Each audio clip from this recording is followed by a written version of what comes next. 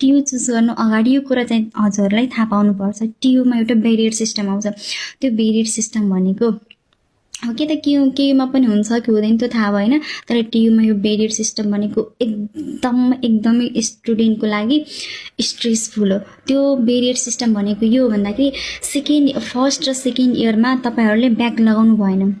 मतलब तपाईँहरूले चान्स दिन्छ, जस्तै कि अब तपाईँले मेन इक्जाम दिनुभयो, त्यसमा पास हुनु भएन, सप्ली दिनुभयो। इफ सप्ली पनि भएन भने हजुरहरूसँग कति फर्स्ट इयरमा तपाईँहरूलाई 6 पल्ट तपाईँहरूलाई चान्स दिन्छ कि मतलब फर्स्ट इयर कम्प्लिट गर।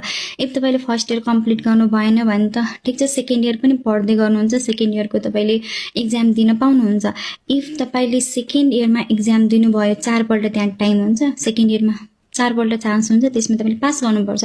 इफ त्यो 4 पल्टमा पनि तपाईँले पास गर्नु भएन भने तपाईँ थर्ड इयरमा जान पाउनुहुन्न। अब थर्ड इयरदेखि त क्लिनिकल साइड हो नि त।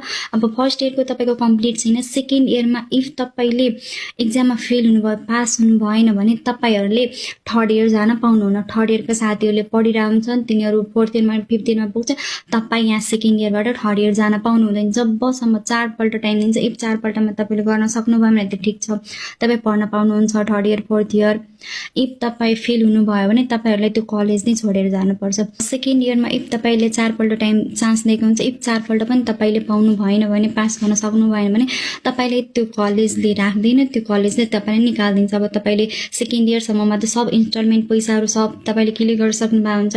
अब न त कलेजलाई घटा छ, न त टियुलाई घटा छ भने तपाईँले आफूलाई घटा छ। त्यही भएर तपाईँले 4 पल्ट चान्स दिएको हुन्छ, त्यसमा चाहिँ पढ्नु, त्यसमा चाहिँ त्यसमा चाहिँ पास हुनु, त्यसपछि थर्ड इयरमा पुग्न पाउनुहुन्छ। इफ निकाल्न पाउनु भएन भने तपाईँले कलेज छोडेर जानुपर्छ। यो चाहिँ रुल हो, टियुको रुल हो रुल एकदम मस्ट रुल हो, त्यो फ्लो गर्नै पर्यो। हामीले केसबाट हेर्दाखेरि कति अस्ति हाम्रो ओरिएन्टेसन भएको थियो, अनि त्यहाँ भनिराख्नु भएको कति 4-5 जनाले चाहिँ कलेज छोडेर जानु पर्यो। अब सोच्नु, अब अहिले तपाईँहरूलाई जोक लाग्दै होला कि अब यो 4 पल्ट 6 पल्ट जम्मा मिलाएर 6 पल्ट चान्स, त्यसमा कोही मान्छे पास हुन नसकेला र।